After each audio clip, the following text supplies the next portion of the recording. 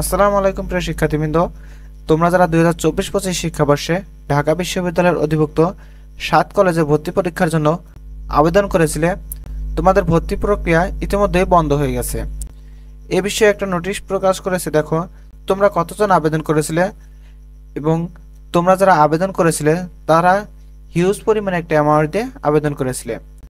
এই টাকাটা তারা কি করবে, তারা কি ফেরত দিবে, এ বিষয়ে একটা বিজ্ঞপ্তি প্রকাশ করেছে। দেখো, ঢাকা বিশ্ববিদ্যালয়ের অঙ্গীভূত ও অধিভুক্ত 182টি কলেজ বা ইনস্টিটিউটের মধ্যে সাধারণ শিক্ষা ধরনের ঢাকায় অবস্থিত 7টি কলেজের সম্মানজনক পৃথকীকরণের প্রাথমিক পদক্ষেপ হিসেবে 2024-25 শিক্ষাবর্ষে আন্ডার গ্রাজুয়েট বিভিন্ন প্রোগ্রামে ভর্তির আবেদন গ্রহণ সাময়িকভাবে স্থগিত করা হয়েছে।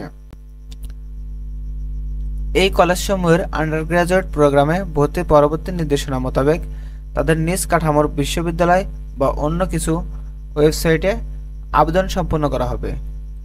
এই ওয়েবসাইটে আবেদনকৃত শিক্ষার্থীদের তথ্য ও ভর্তি প্রক্রিয়ার জমাকৃত ফি মোট 33,101টি আবেদন এবং নতুন কাঠামোর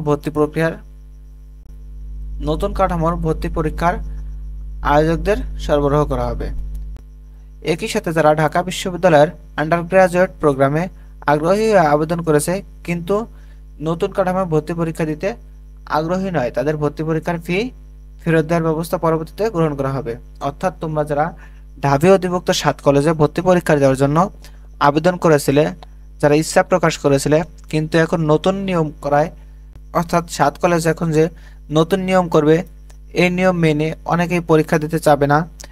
তোমরা যারা পরীক্ষা দিতে চাইবে না, তোমাদের পরীক্ষা ফিটা তারা ফেরত দিবে এবং এই পরীক্ষার ফিটা ফেরত দেওয়ার ক্ষেত্রে ঢাকা বিশ্ববিদ্যালয় দায়িত্বশীলতার সাথে টাকা ফেরত দেওয়ার বিষয়টি দেখভাল করবে। অর্থাৎ তোমরা যে টাকাটা ফেরত পাবে এটা সম্পূর্ণ ঢাকা বিশ্ববিদ্যালয় দেখবে। উল্লেখ্য, ইঞ্জিনিয়ারিং ও টেকনোলজি এবং গার্হস্থ্য অর্থনীতি ধরনের বিশেষায়িত কলেজসমূহের ভর্তি আবেদন গ্রহণ চলমান রয়েছে।